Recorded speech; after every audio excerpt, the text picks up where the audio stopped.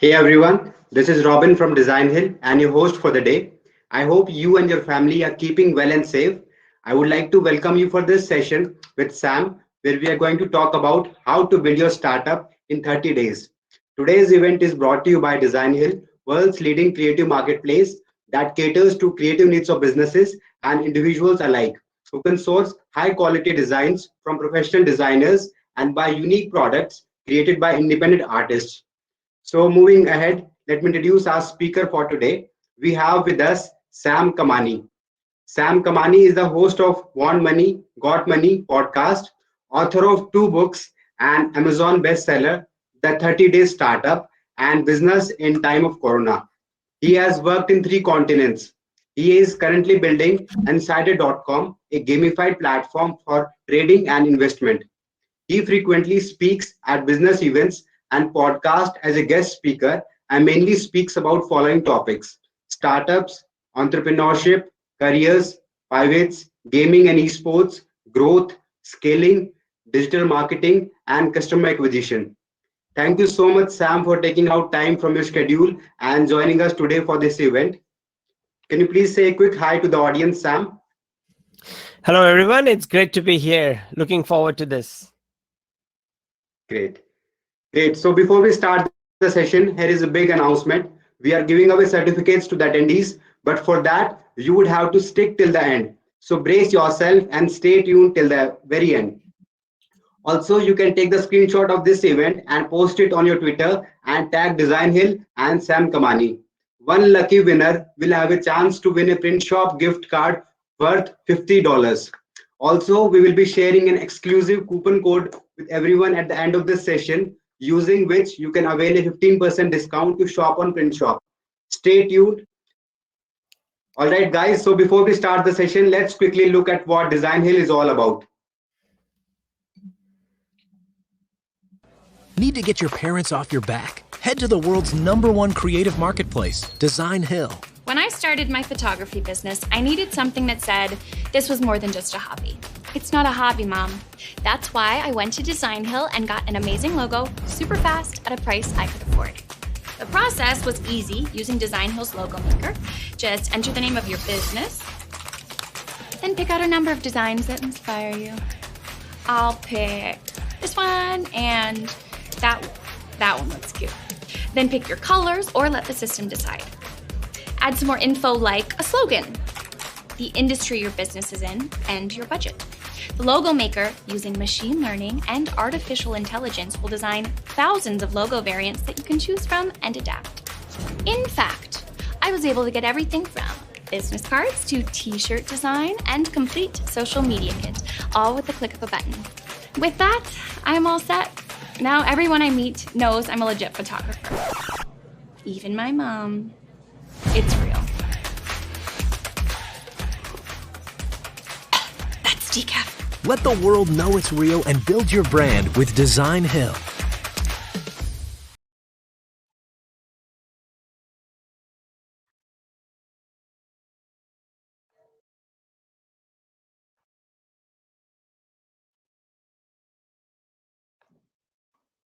So guys, that was all about Design Hill, and now we are all set to start the session.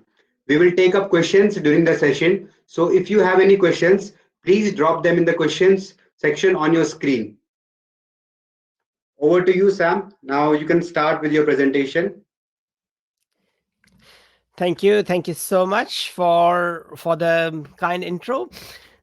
So yeah, before we start, I will just load up the presentation, and I'll start first and talk a bit about what I'm doing currently and just a bit about my background. So I originally grew up in India, but the last 19 years I've been mostly in New Zealand, and I've spent a bit of time in Australia and US and some parts of Asia as well, working with different startups.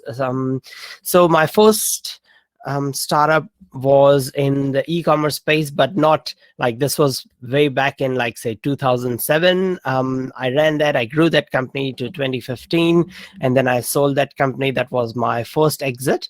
After that, I joined an esports based startup, and and with that, I was based in US or in San Francisco for a short time, and then that got acquired in 2018.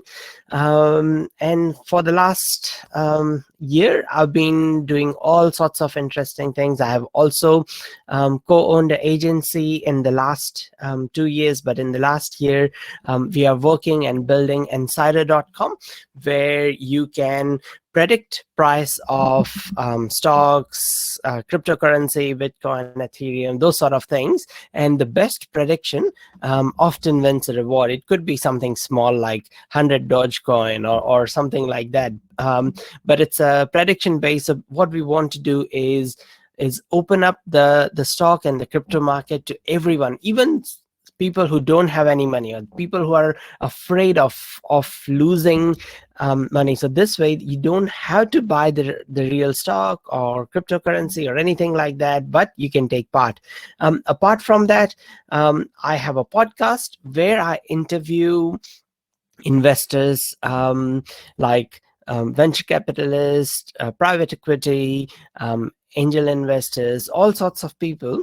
And I also interview founders of funded startup, because one of the things that I was being asked a lot was around funding from people, that, hey, I've got an idea, I want to get started. How do I get money for this, or how do I get started?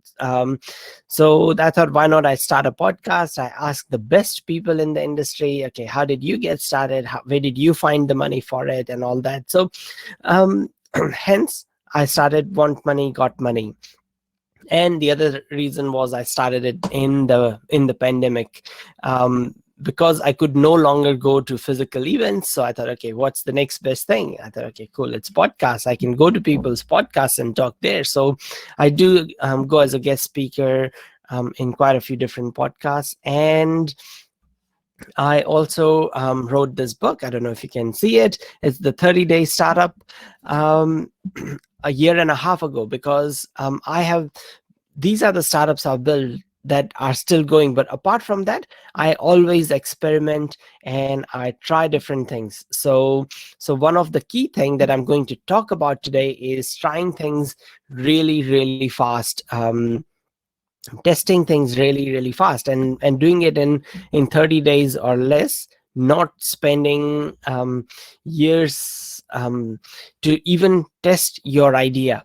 So I wrote that book thinking that, I'm writing it for myself, writing just my thoughts, but apparently it ended up doing really well on Amazon. So I thought, okay, maybe there is something there. And so that was about a year and a half ago. And since that, I've started speaking at events, at universities, at accelerators, incubators, all those sort of things, just sharing about how you can build a startup really fast. One of the key thing is, when I say build and test, is like, you get started really fast, but that does not mean it will finish in 30 days. Sometimes it takes years to keep it going. But the thing is, you test your idea really fast. But yeah, I'll talk about that soon. So so let's get into it. Just a second, I'll just go to my first slide, and yeah. So first thing is, say you've got an idea. You've got an idea of either it's like a marketplace to connect A and B, or maybe it's a delivery thing, or it's some sort of a tech startup idea. Now the other thing is, before actually I even talk any further, the key thing is, I'm talking from a tech startup perspective. So I'm not talking from starting a physical store or a restaurant or something like that. So I just wanted to clarify that first of all. So most of the things today will be mostly relevant to tech startups. Now, the next thing is say you've got an idea. Say you want to match person A with person B, and you are thinking, oh, I've got this fantastic idea, there's so much need for this, I should just go and build the platform. But what I would say is that, hey, wait, hold on, let's not just start throwing money down down that, let's first go and validate your idea as much as you can for free. And how you do that is by talking to everyone.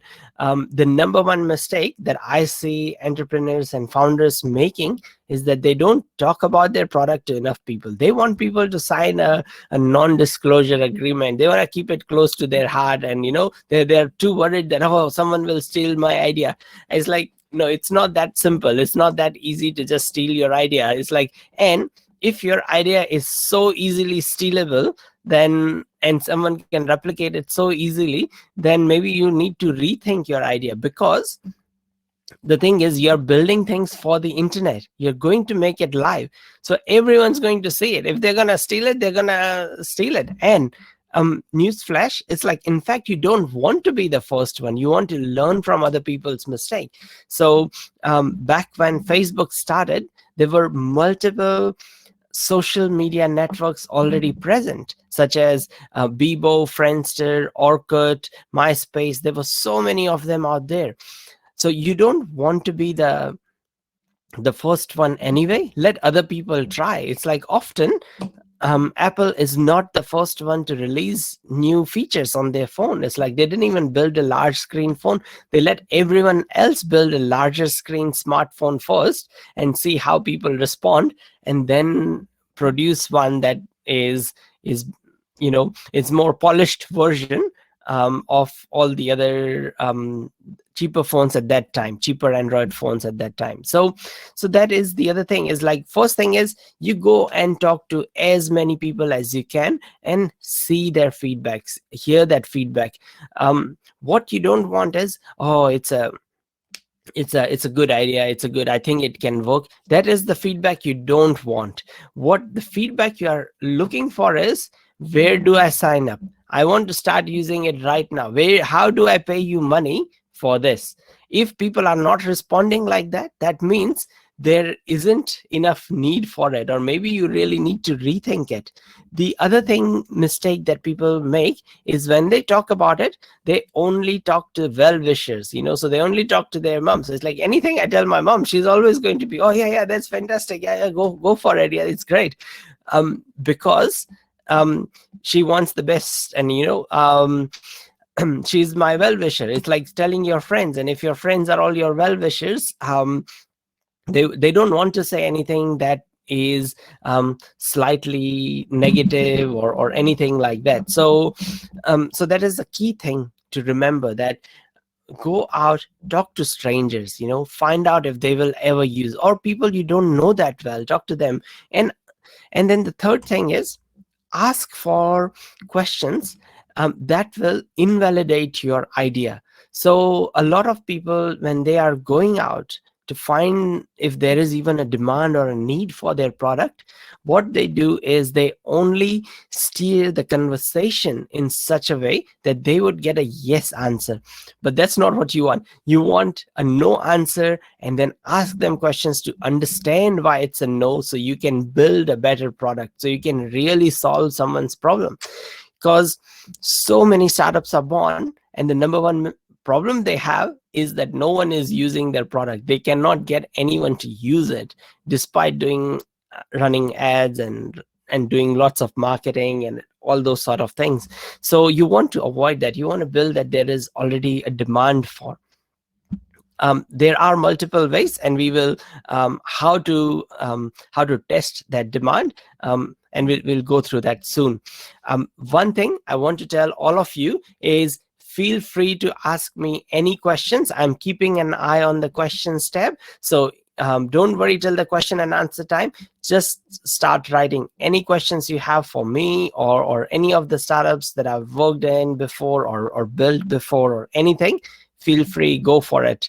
Now, the other thing is, the reason why you want to do this is because you want to get to product market fit. So basically, in my view, what is product market fit? Product market fit is nothing more than building a product that the market wants, and that's about it. And they're willing to pay for it. They are willing to jump through hurdles for it. And that's why I believe that the first product, in fact, it is better if it is not super polished, because then you know that your product, the need is so strong that even when you don't have a really polished product, it looks like crap, but still people want to use it. So that is like the number one thing I would say. And it all comes down to building something that people really want, people genuinely want. And that's something you would see in all winning products, whether it is connecting people, connecting things with people, or whatever it is making people's life making people's life easier. So that is what you want to aim. So now this is the key thing. How do you get started? And this is the meat of the presentation, or or the talk today.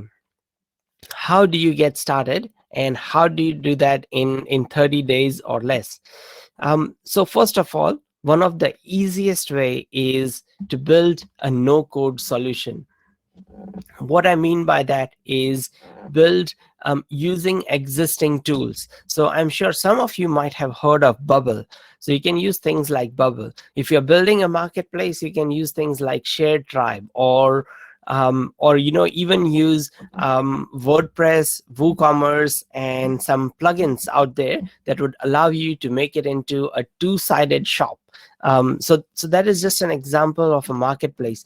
But whatever you want to build, see what existing things are out there. Then do a Google search around that, how to build that in a no-code way. Go and read forums and see what people have found out, because you might be able to put something together in just say 5 or 6 hours, or 8 hours, or 10 hours. And I have done that. So I built a website for I know lots of investors in New Zealand, and I know lots of tech startup founders who are raising money. So I built a marketplace for tech startup founders raising money, and I built and on the other side there were a list of all the investors, and based on your criteria it will select those people. And I built it in a static way, and I built it using CARD, CARRD, and it took me about 7 hours in total to build that site. And it was super simple. It was super easy to build that. I just got from the industry all the relevant names of people raising funding, all the relevant names of the people who give out funding, and just put that in a web app, and which was mobile optimized, and there you go. It took less time than anything. The other thing is that you can use something like a low code solution. And what I mean by that is that it has some code, but it is still using some no code tools, and using a whole bunch of them together. So you can use things like Zapier, and use it to connect with other things like Notion, and quite a few products out there that you can connect. So I'd like to give you an example. It is called Elon Stocks. And I'd like to tell you the story. And that person is doing so well. So what happens every now and then is Elon Musk tweets about something. So he might tweet about, say, Bitcoin, or he might tweet about Dogecoin, or something, or a stock or something. So as soon as he tweets about that, the price of that asset skyrockets. So Dogecoin doubled in value as soon as Elon Musk tweeted about Dogecoin. And so if you are a trader, or if you are an investor, you could immediately benefit from that information. But if you are late, if you are like, say, a day late or half a day late, you will not benefit from it. So someone built a website for that, saying that go to this website, enter your phone number, and as soon as Elon Musk tweets about a stock or a cryptocurrency or anything like that, it will send you a text message saying Elon tweeted about this, go and buy this stock, or whatever it is. So you can be the first one. You can immediately take benefit of that information. So So he built that, and it took him only 15 hours to build elonstocks.com. And now to subscribe to his service, he charges $10 a month, or something like that. So you can build something really, really fast. So on the front end, just like I've done, he used card. On the back end, he used what did he used Airtasker and Zapier and Twilio to send out the text message, but he used all existing services. So he used very little code, or as little code as possible, and he built something out and he put it out there, and he's making the bank. He's running to the bank to cash in. So he did extremely well with that. That is another thing you can do. The other thing you can do in no code solutions is you can just have you can have a landing page, and what we call it as Wizard of Oz. So it looks like a real product, but you don't even have all these services that he was doing. You manually do that. So say, for example, and this is what DoorDash did. I'm not sure if you guys are aware of DoorDash. Is a US based food delivery startup. So these guys were just students in Stanford, and what they did back in the days, this is I think 2006, or I don't remember exactly when, but many years ago, when they started DoorDash. And what they did was that they realized that hey, if you want McDonald's, if you want burgers, or only pizza had delivery, other food didn't have delivery. And you are at home, you are drinking with your friends, and you want delivery, you cannot drive, so it would be great to have delivery for this. So all they did was I think they used Google Form, or just some free service like that. And you go there, you enter your details in that and say that, hey, I'm looking for kebabs, or I'm looking for burger, or whatever, and then they would manually go and pick it up from the shop and deliver it. And they just did it in their college campus area. So they just made flyers, they put it on notice board, they handed out to other students, and then anytime any student was home and they wanted to just order food, they'll run out and do that. So sometimes they'd be in the university, in the classroom, they would see the notification come in that, hey, someone wants to buy a burger, so they just run out of the class, and then they'll just go and do that, and then they'll deliver it. And they did that for a few months, just between 4 or 5 of them, or 3-4 of them. They would just run around, do deliveries in around San Francisco, or around San Jose, or wherever they were based. And they did that. So you could get started really, really fast, and build some sort of a Wizard of Oz type solution. So in the back end, you could use something like Mechanical Turk, Amazon Mechanical Turks, and you could or you could use things like GPT-3, which is like an AI based language processing solution. And you could be like, it could be that, hey, I'll write articles for you for so this site, you can go there, you can enter a keyword, and it will give you a article to match with those keywords that you can use it on your blog. And it's just a service for $10 a month, you could say, and you could use on the back end something like GPT-3 type thing to quickly generate that article. And you could build this sort of a startup really, really fast. You could build it in 30 days. So yeah, that is the key thing. I'd just like to ask the Designhill, would you like to take a break right now? Yes, Sam. We can break for the mid roll now, Yes. and then we resume after that. Yeah, sounds Perfect. good. So I would like to give a quick shout out to Designhill, and thank you Designhill for organizing this event. So let's look at what Designhill is all about.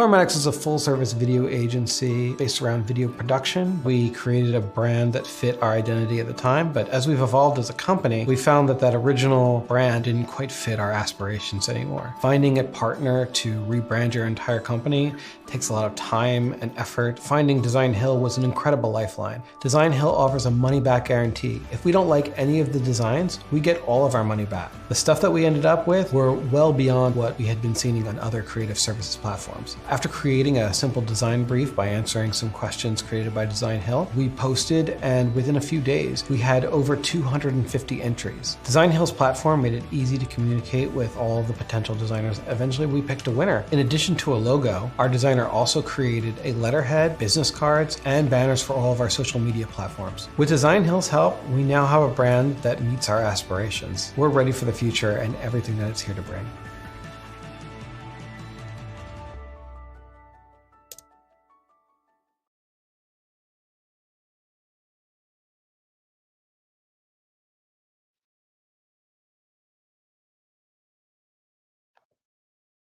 Right. So that was all about Designhill. And let's resume the session, Sam. Yeah, sure. So I was just posting some of the links about the companies that I was talking about. The another company that started, just a second, I'll just load my presentation. The another company that started just like this was Dropbox. So sometimes what would happen is that the solution you want to build is super big, it's super massive, it will take lots and lots of time to build. So for in case of Dropbox, because they're building something like Google Drive, which is not a small feature to build, you need server space, and this is back in the day, this is over 10 years ago, 12 years ago, when it wasn't that easy to build things for the web. It would take a lot of time and effort. And they wanted to build a drag and drop solution where you could just drag from one folder to another, and you could save your things and share with other people large files and things like that. Yeah, so what they did was they just made like a video of how it would work, and just screenshots. So these days you can use something like Figma and create a design or a mock-up really easily, and you can make it clickable, and you could do that in few days. It doesn't have to take that long. And he used that to go and pitch to investors that this is how it will work, and he used that to go and pitch to people then to see the demand for it. So that is something that you can always do, and that brings me to my next point, and that is test, and test. Keep testing at every stage. You need to keep testing your product, your idea, your startup, your MVP, whatever you have built. Just go out to people, show them your product, see what they think. Some people even do this, and the thing is, if you don't have a product, you can still do Google ads. You can still send people to a product that looks like a real product, and in the back end you just say that, hey, it's great to have you here, but our product is not yet ready. Sign up for a waiting list. And this is just to see the demand, and you might only run it for a week, and you might just spend a very small amount, but it is just to test that if people even really want this. So that is the other thing I would say that you should ideally do. And then the other thing you should do is join something like, if it was 5 years ago, I would have said that start a Facebook group around your product, or around that need. But I would say now, do a Discord group, or a Telegram group, or a WhatsApp group, or a Slack group, if you are into that sort of thing. So see where your community lives. If you're building a solution for the tech community, do like a Slack group. If you're building a solution for people who are mostly gamers, then start a Discord group and start building a community. Because once you build and release your startup, that does not mean that's the end. That is just means it's the start. You would need to then engage people. So instead of then starting later on, you would already have a community of people to sell to. So if you already have like a few thousand people in your Facebook group or Discord group or wherever that group lives, and you have connection to them, you have a big mailing list, you already have an active community, not a passive one. It's no good having a passive community. So start building a community around it. And I believe that building a community around your product, it is far more important than building an MVP, building a product. Because once you have a community, you can sell them anything. You can do an e-commerce startup and sell them something around what they need. So build a community first, build the product second. And that is one of the most common mistake that I have seen that tech startup founders make, is that they don't build a community. They don't build they focus too much on the product and not on the people who are going to be using the product.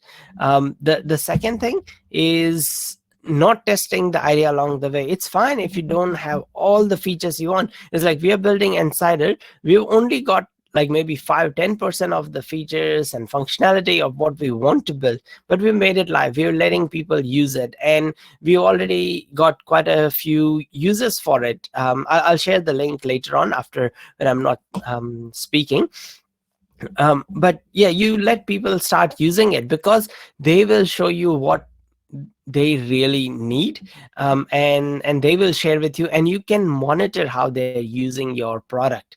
So the key thing, the key message, if one thing there is from this presentation today, and that is that start promoting, start talking to people, start pushing it out there, start building a community around your product, around your or service, or whatever your tech startup is planning to do. So next thing, you should also participate in other communities and with other like-minded people.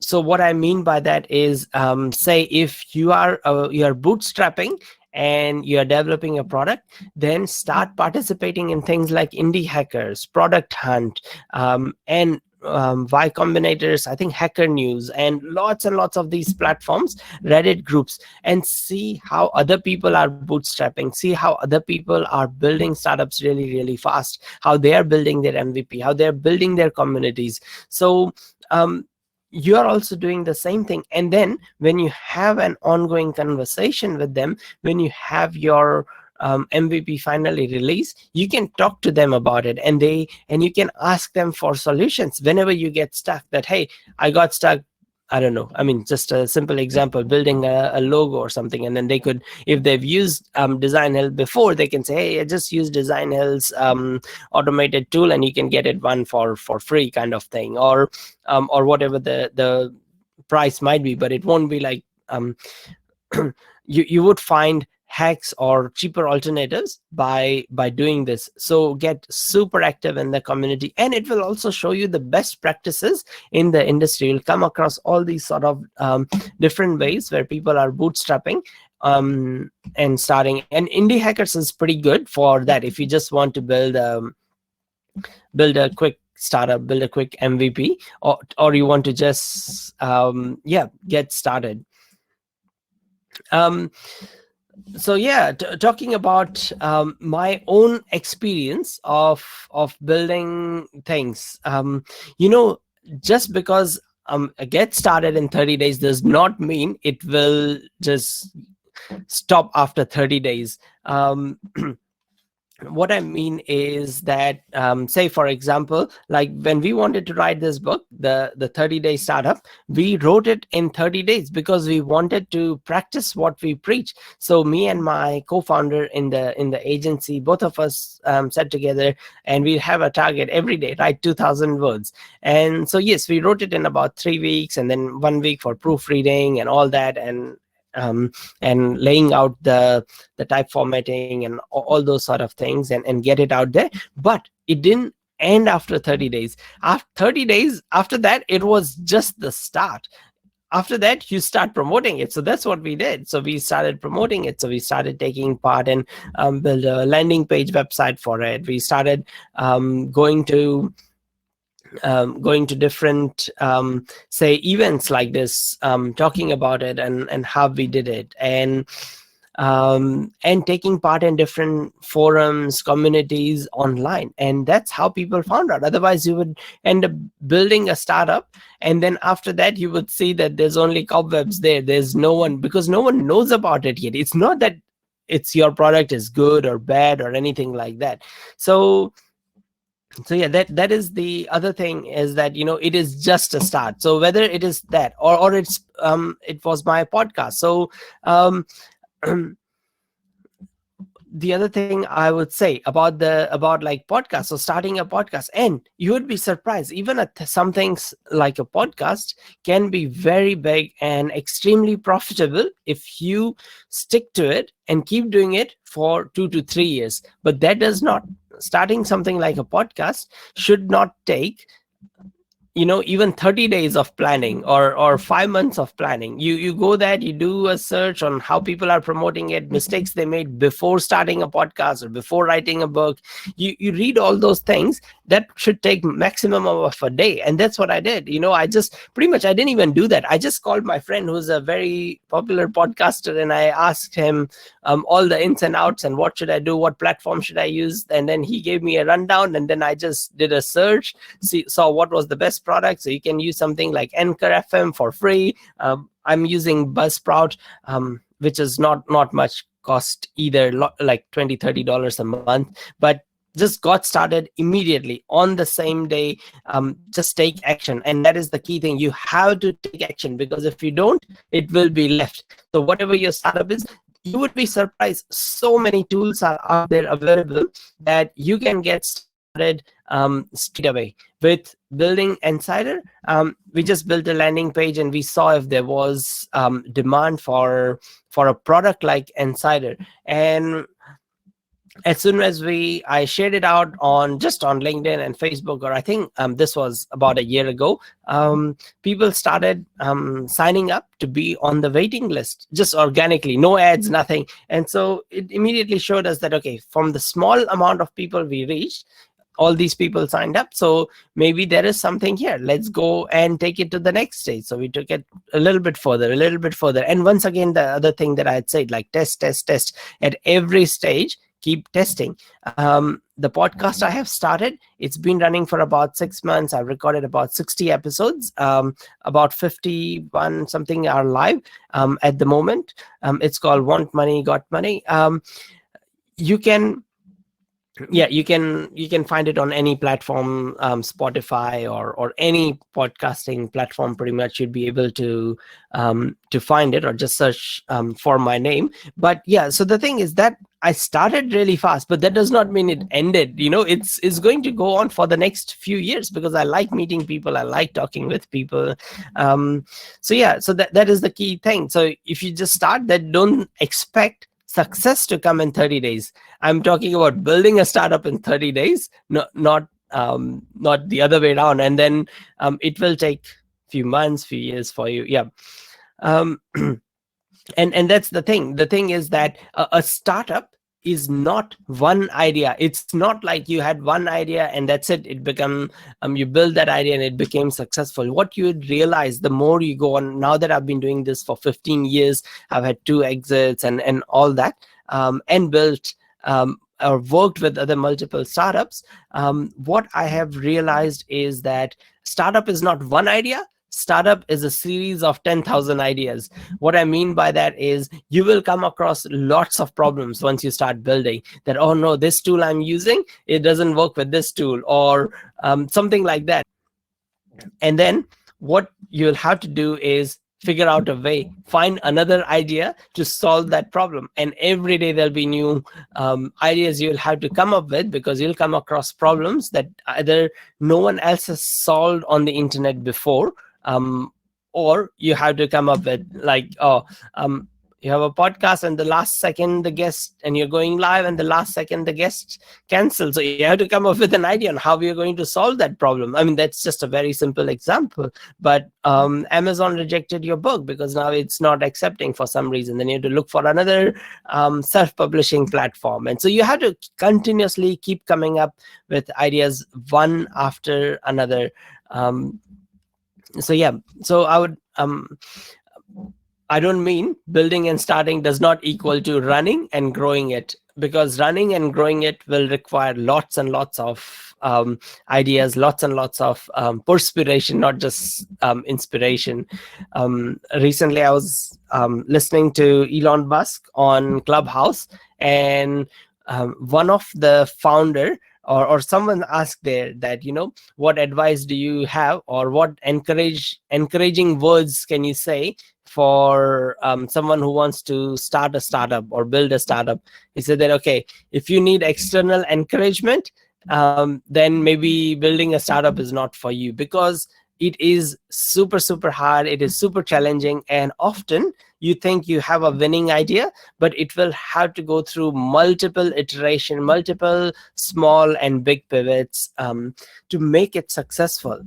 Because what it's in your mind might not exactly resonate with your audience. And that's why you would say, it does not matter what company you take. Most companies, they look very different than when they initially started, even existing companies, because our environment changes, our needs change. And just like all car companies are slowly becoming tech companies, they're slowly becoming media companies, because they have to have a media sort of a station in the middle of their car. So they're becoming from internal combustion engine to EV companies, or in a lot of the world. So you can see every product will continuously keep changing and evolving. And so running and growing is a completely different set of skills. So, but the key thing is just get started. The next thing is you can connect with me on LinkedIn, Twitter. I also do a bit of TikTok. You can even search for me. And I talk about tech startups pretty much everywhere on any platform that I'm on, because that's what I'm passionate about. That's what I currently build. I work with other people. I'm also a venture partner for Indogen Capital, which is a $50 million Indonesian VC fund. So yeah. Now I have got lots of questions. I am going to go to the question and answer section, and I will start answering those. So the number one question there, or that most people have liked, is tips on finding a partner and investor. So first of all, Charles Brito, thank you so much for sharing all the links that I'm talking about and sharing all those, because I can only talk and I cannot focus on typing. So thanks for that. Tips on finding partner and investor. There are so many. Okay, let's look at divide it into first. Let's look at investor. If you are looking for an investor, there are lots and lots of places where you can find them. Find them does not equal to having a meeting with them, which is a completely different story.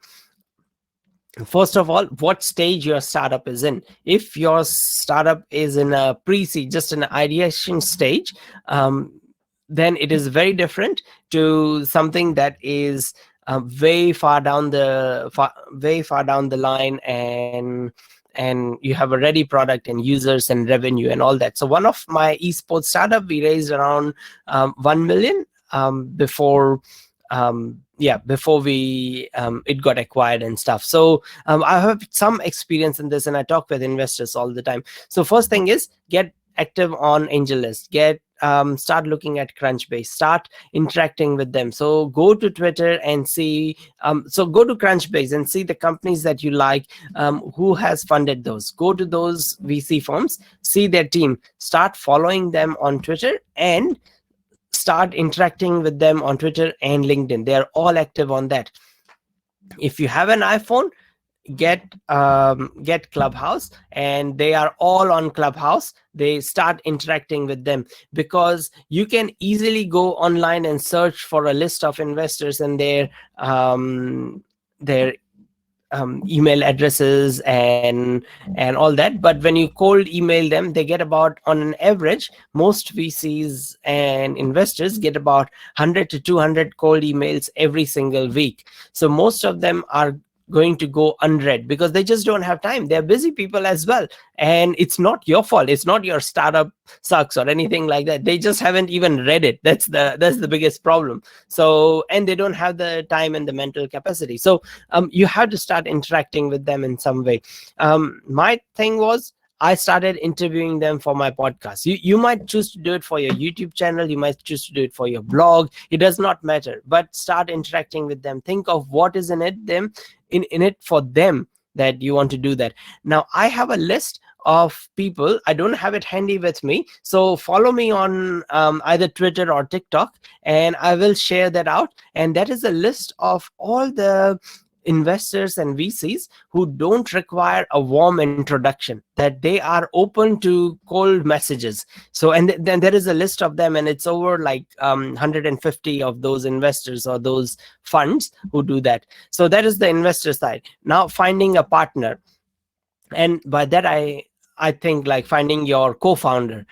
For that, you again have to go to like I think I talked earlier about going to I don't know, it is somewhere where I talked about going to events and or being part of other forums. And yeah, I cannot find that slide, but yeah, it's about being part of different communities online. So once you start interacting in that community and you start talking about your startup to everyone, you would find people who are interested. And if they're really that interested, join them, ask them if they'd like to join you as a co-founder in building. This is your mission, this is your life's purpose, that this is what you are doing. So that's how you would find a partner. So, okay, how important is it for a founder to be an expert in business he is doing? 95% of the startups that succeed, they already know the industry. This is a question from Maria H. And the reason why this happens is because when you go into an industry, there are still a lot of unknowns. When you are thinking of a product for someone else, you don't really know. When you build and start launching your service or product or something, or your startup, you realize that there are so many intricacies of in any industry that you haven't thought about, that you don't yet know, or you cannot grasp it yet. So for example, you build you think of that, oh, there's a need for supplement, say I'm a guy, I'm a man, and then I think, oh, there's a supplement for maybe women are looking for this sort of a beauty product or something like that, and I have no experience, but I think I've identified a need, and I've got this excellent idea for this sort of a beauty product or something. I start get a sample, put my brand on it, start selling it online, and then I realized that, oh, I had to go through actually regulation.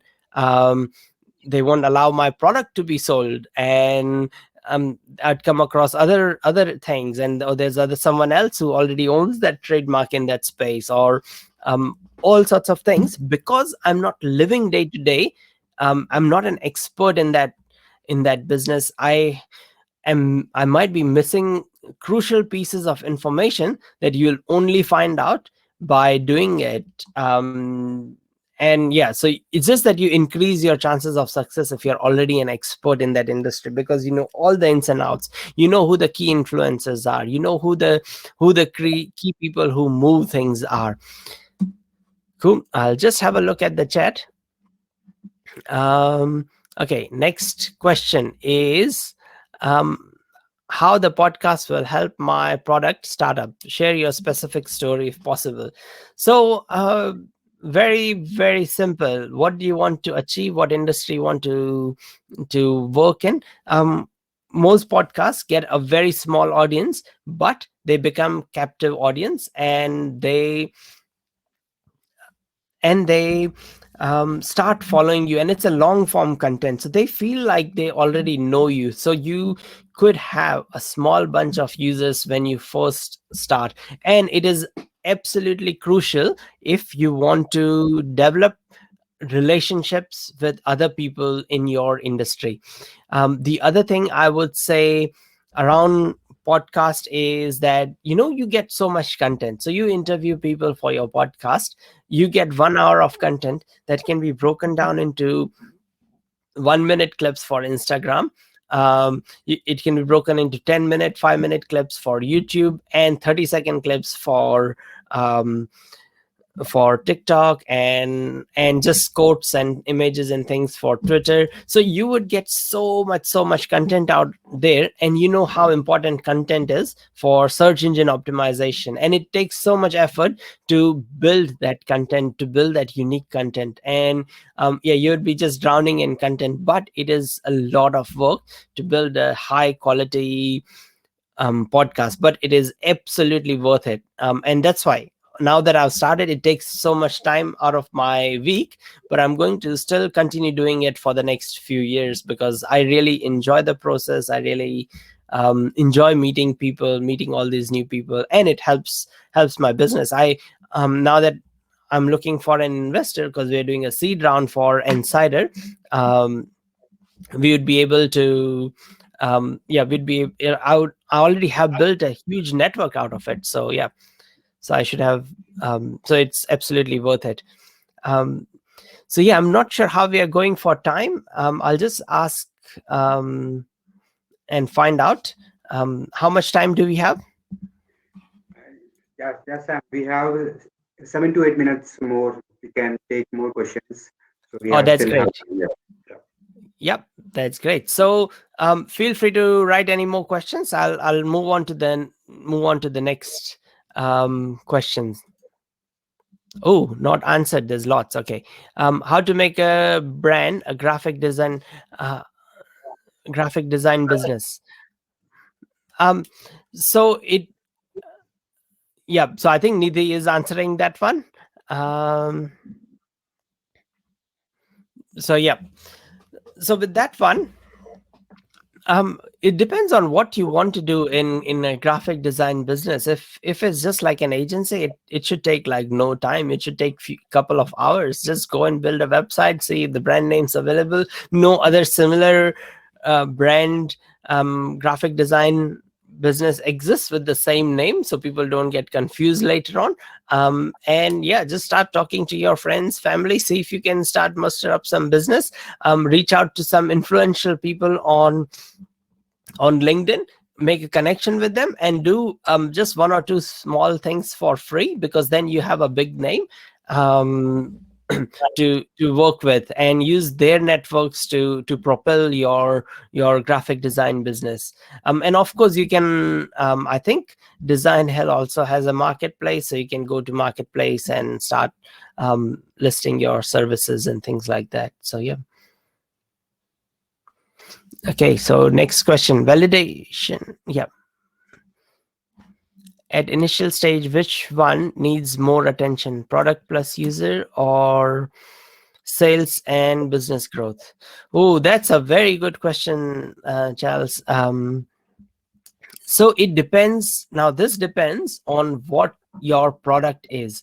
If you have a service-based business, then you are the product providing that service. So if you are doing as in the other case, graphic design or advertising and marketing for other people, or something like that, then I would say it's sales and business growth. But if you're a product business like what we are building in Insider, which is we're building a whole simulation of the stock market and gamifying the whole stock market and all that, then in that sort of a case, it is product plus user. So we are not yet running any ads, and we probably won't run for the next 6 months, because we will keep improving the product until we are happy that we have got a product market fit. Otherwise, that money would be wasted. But during all that process, whether it's product, whether it's user sales or business growth or any of that, I would highly recommend talk to as many people as you want.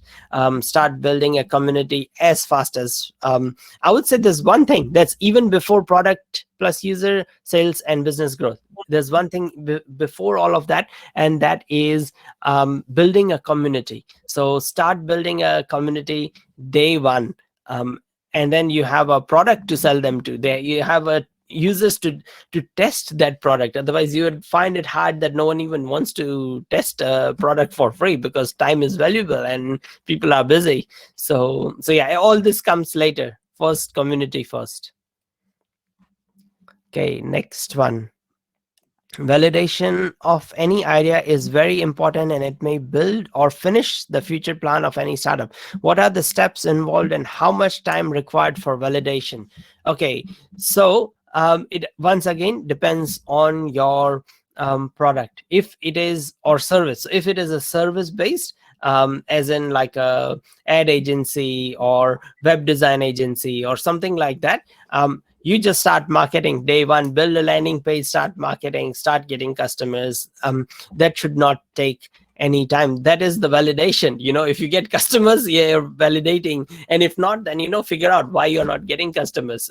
Very simple. But if it is a product, say you're build like a marketplace or some sort of a business to business SaaS product, then first you would talk to relevant people in the industry. So say you're building like an accounting SaaS product, who would the key or your target users would be? Would it be accountants? Would it be individual small business owners? Would it be medium-sized business owners?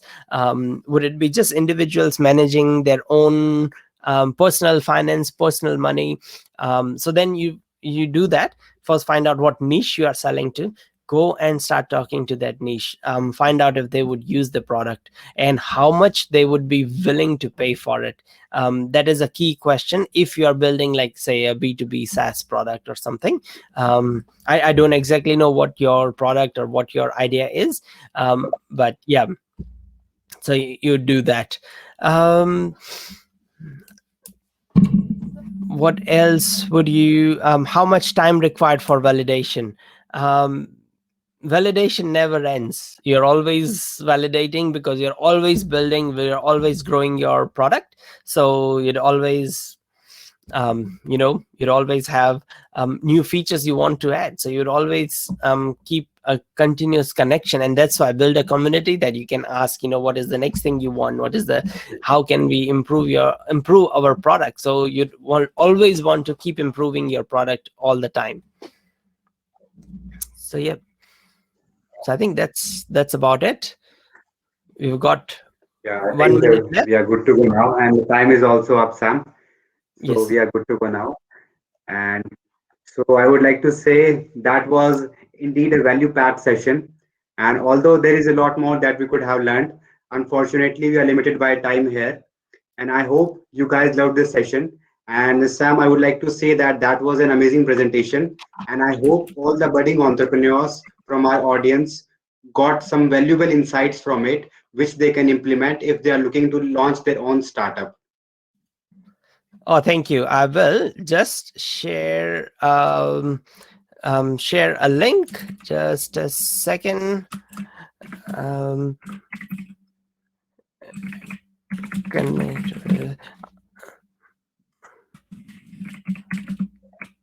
Yep, I am just.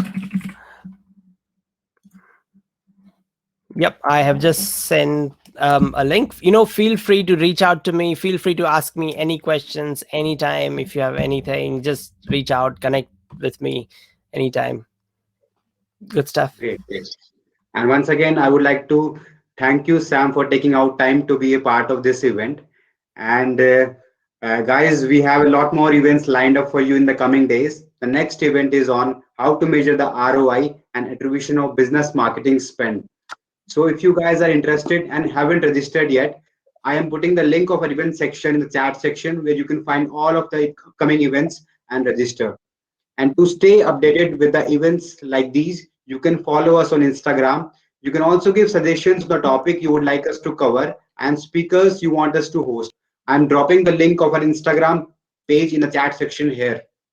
And to watch this session and other such wonderful events, subscribe to our event section on designhill.com/events or visit our official YouTube channel Design Hill. You can find that link in the chat section. And for the all designers and artists who are listening to this and wish to be a part of thriving design community, visit designhill.com. And also, guys, we have launched some cool design challenges which are worth $7,000. Any designer and non-designer can be a part of it and create some awesome designs using our DIY design tool called Designhill Studio. Visit designhill.com/studio/challenges and check more about it. You can find the link in the chat, and do not forget to subscribe to our newsletter to get notified of about these challenges and unlock your chance to win big. And lastly, use coupon code PSSK15 to avail 15% discount on print shop, valid till 8th of March 2021. And on that note, guys, I would like to say bye to everyone who joined us here today. Take care, guys, and stay safe. Thank you. See ya. Thank you, Sam. Bye bye. Take care.